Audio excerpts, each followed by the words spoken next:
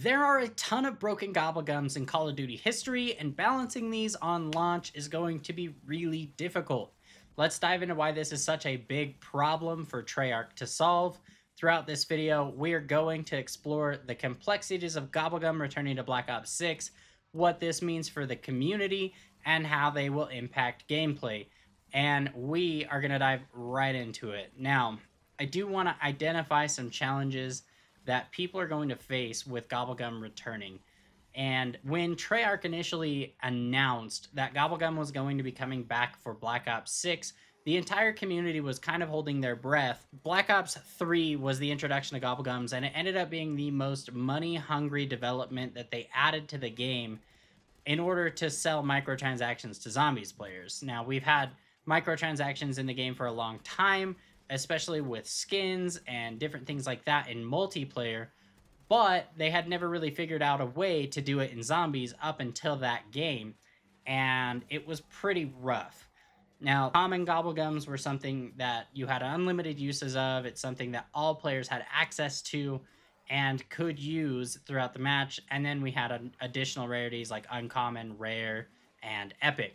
And the gap between the commons and the epics was substantial. It was something that could be considered game breaking, and it changes the entire experience of the game and gives a lot of people an edge over everybody else that couldn't afford to buy these gobblegums. Now, we do know that the system that they're using in Black Ops 6 is going to be a little bit different. Flipping the rounds is essentially how we're going to be earning Gobblegum, and that's all they've really said on the matter. It's not going to be through Liquid Divinium, it's not going to be through Dr. Monty's factory, it's going to be earnable by playing the game, which is a good sign, but we're not 100% sure on how that's going to work. We also know that Activision requires Call of Duty developers to add some form of microtransaction to their games. We've seen this in multiplayer, we've seen this in zombies, unfortunately, and we know it's going to be coming back, so there's going to be ways to purchase Gobblegum packs. We see over here through the pre-order bonus for the highest tier of the game that there is a epic Gobblegum pack that you get access to when you pre-order the $100 version of the game. That shows us and tells us that there is going to be a way to purchase these in-game, and it's definitely going to give a lot of people an edge over everybody else. Now, we don't really want to see that edge in zombies, especially for those of us that like to participate in the Easter egg race, and we try and solve all these puzzles. The people with the shopping freeze, the perkaholics, the raindrops are going to be the ones that end up finishing this, and I think it's going to come down to money, unfortunately. I want to go through all of the Gobblegum that we have already had announced for Black Ops 6 and talk about what they do to change the game and what this means for zombies. So let's get straight into that. You can see over on screen, we have our first one up, and this one is the biggest one and probably the most game-breaking Gobblegum that they've ever come out with, aside from like Killing Time, which is game breaking in a whole different sense. If you guys want to see a video on that, let me know in the comment section below. But on screen, we have the Perkaholic Gobblegum. It's confirmed, it's coming back. It's something that we're going to see in the game. And essentially what this Gobblegum ended up doing was this allowed players to hit the Gobblegum machine for 0 or 500 points or however many spins you've had on the Gobblegum machine so far, and you could pick that Gobblegum up, eat it, and it would give you every perk on the map. It wouldn't give you just the perks that you had selected. It wasn't anything like that. Black Ops 3 Perkaholic gave you every single perk on the map. And we know that Cold War isn't very similar to Black Ops 4, and essentially Black Ops 4 with Perkaholic would only give you the 4 perks that you had selected because there was only a 4 perk option for that game. And there were ways to get other perks through doing some side Easter eggs and whatnot, and that's totally fine because it's something you have to work for and not something that you just get a random spin of the wheel on and now you have all the perks on the map. It had to be something that you had to focus on and work towards, which I think is definitely a better way to go. But Cold War, being that all of the perks are just going to be available on the map, we can assume that Perkaholic is going to act a lot more like it did in Black Ops 3 and just give you everything for free, which is totally game breaking. Perks are costly. It's one of the biggest things that you have to work for when playing a match of zombies, and just removing that work, removing the ability to, you know, the 10-15 rounds that it's going to take for you to get every perk on the map is pretty crazy, and it's game breaking. Now, we also do have a cashback Gobblegum. Cashback's making a return. That one I don't have nearly as many issues with, especially because we've heard from the creators that have played Black Ops 6 already that ammo goes quickly in this game and it's not cheap to refill. And cashback's a Gobblegum where you pop it, you get a max ammo power up, and I think it had 2 or 3 uses. So you were able to get a couple of max ammo power ups from that, and that is definitely something that can be really helpful. But again, it's something that could totally change the game. If you're totally out of ammo on your round 30 and all you're doing is running around with the new melee macchiato perk and punching zombies in the face, and you're likely to go down if you don't get any ammo, but you don't have any points because you just finished pack-a-punching or buying all the doors on the map or something, it changes your game completely. You're able to give yourself an edge that you wouldn't normally have, instead of having to sit there and melee zombies for rounds to get enough points to purchase ammo or to trade in a high-powered or a pack-a-punch weapon for a wall buy that you would then get ammo for so you can start building points again. It changes the game, and it changes how we play the game, and that isn't something that I think is balanced, and it's not something that the community wants to see, especially when going into these Easter egg hunts. Okay, so going back into it, we have the Gobblegum shields up. Your armor is twice as strong for 3 minutes. That's something that I don't really see as breaking the game. It definitely is going to give you more survivability. It's definitely going to help you out for 3 minutes, especially if you're doing an objective where it's going to be really difficult and you're going to take a lot of damage. If there's like a lockdown sequence or we're in a boss fight or something, it could be really beneficial, but it's not something that's going to totally change the game for everybody else that's a part of it, especially in these Easter egg races, especially in these speed runs to complete the Easter eggs once they've been solved. It's not something that's going to ultimately change the experience for everyone and be a must-have, must-purchase item in the game. We also have Killjoy, spawns an insta-kill power-up. Same thing as cashback, but it gives you an insta-kill. Would be something that you could definitely use to get points to purchase ammo or anything else. It's going to give you the ability to have one-hit melees back, which is going to be helpful. But again, I don't really think it's game-breaking. It just guarantees that you're going to get an insta-kill pop-up or power-up that you're probably going to end up getting eventually anyways.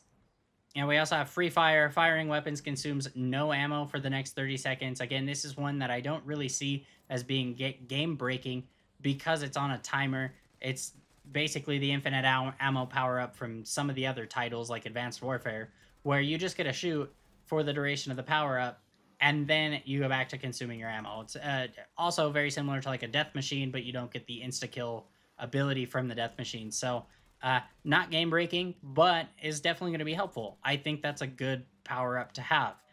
And then we have a soda fountain. Soda fountain's one that is definitely a little closer to the game-breaking side of things.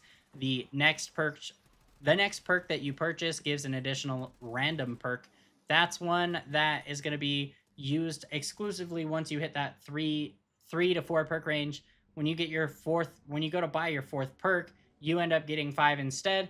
And if you don't have a perkaholic to get the rest of them, it's just a good way to get an extra perk, which is definitely a little bit game breaking. I don't think it's going to be an end all be all like some of the other ones, but it does change the game. I mean, most players, when going through and playing Black Ops 6, are not going to have access to extra perks aside from the initial 4 that we are given. It's not going to be something that we see, and I feel like it's going to be pretty rare to get extra perks in the game without using Gobblegums. And I feel like adding the ability to become a super soldier and get all of these additional perks is a bit of an issue for me. Now we have Phoenix up, revive all teammates, and they keep all their perks. That one I really don't have a huge issue with. It does come in handy in boss fights. It is something that definitely makes a really frustrating game not so frustrating. But I think this is something that we would need to essentially limit during the Easter egg race so that people in the boss fight aren't given a freebie by having several downs and everybody having Phoenix up and being able to just keep everyone alive going forward. And we also have wall-to-wall clearance. Wall buys cost 10 essence. This Gobblegum essentially makes it so that you can buy anything off the wall for 10 essence. And we know essence is points. It's basically giving you a one-time fire sale for wall buys. Not the end of the world. I think that's pretty good. So long as they don't have like a wonder weapon on wall buys.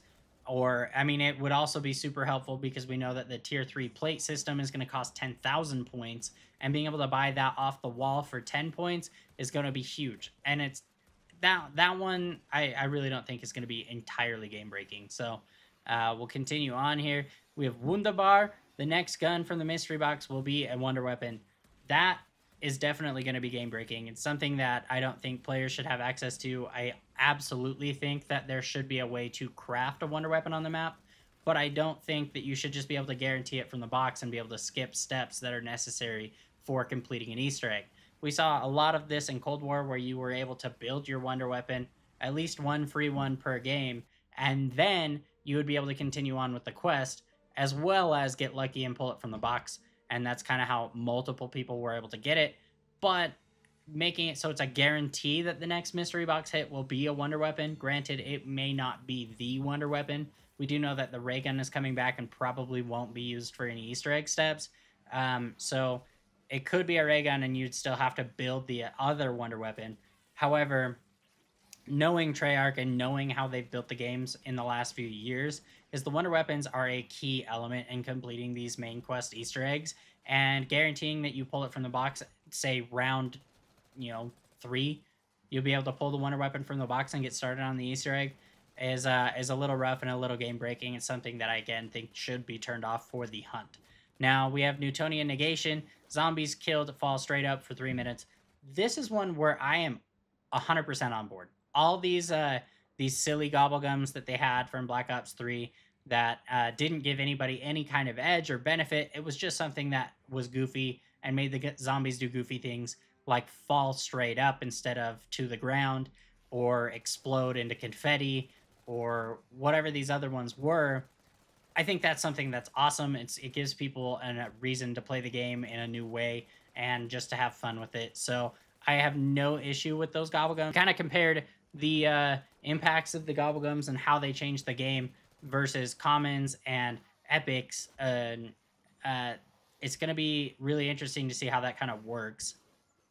Now, my solution that I think Treyarch could definitely implement for achieving balance in the Gobblegum rarities is, well, 100% we know that these epics are going to be in the game. Like, we just know it. There's going to be a way for people to buy these. But give the community daily, weekly, and lifetime challenges. And once these challenges have been met, give them some of these high-tier Gobblegums. I mean, if I can do daily missions and weekly challenges to get some of the best Gobblegums in the game to then go into my matches and continue on the Easter egg race, I think that's probably the best way that they could go about doing this and keeping it fair and allowing us to not only continue playing the game that they want us to continue playing, but give us an opportunity to experience the game the same way that people that are just going to shell out money for all these Gobblegums are going to experience it. I would really rather them make some kind of challenge for these so that it's not something that I have to open up my wallet for every time I want to go for an Easter egg race or try to speed run a map. I would like to be able to earn these in-game. And we know that flipping rounds is going to be one of the ways that they are attainable in the game. And it sounds like from all the interviews that they don't have any additional ways to obtain these from the game aside from opening up your wallet. And that is not what we're looking for here. We're definitely trying to find a way for the community to play the game, enjoy the game, and work hard to get some of these benefits of these higher tier Gobblegums as well. I also did want to mention that I think it would be really cool if they ended up turning off some of these higher rarity Gobblegums and just kept it with the classic and whimsicals up until the Easter egg was solved. Let me know what you guys think about that as well. I'd be curious to see your thoughts on that. I think it could be pretty beneficial. We kind of went over everything that the community has had issues with in the past with Call of Duty and Gobblegums. We've went over the clear money hungry financial gain that Activision is forcing upon Treyarch with these. We know that's why they're in the game. It's the only thing that makes sense. We've also discussed some of the things that have been making it a little bit better and maybe a little bit more hopeful. And we also covered what some of the announced Gobblegums are going to do and whether or not they are going to be game breaking. and their importance in changing the game and their gameplay.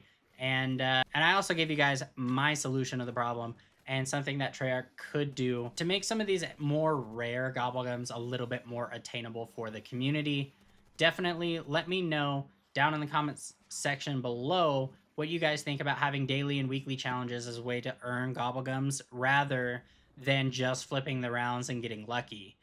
And along with that, if you did like this video, if you're interested in more Black Ops 6 content from me, definitely subscribe and check out some of my other videos for some more tips on mastering Call of Duty Black Ops 6. My name is Cyclops. We'll catch you in the next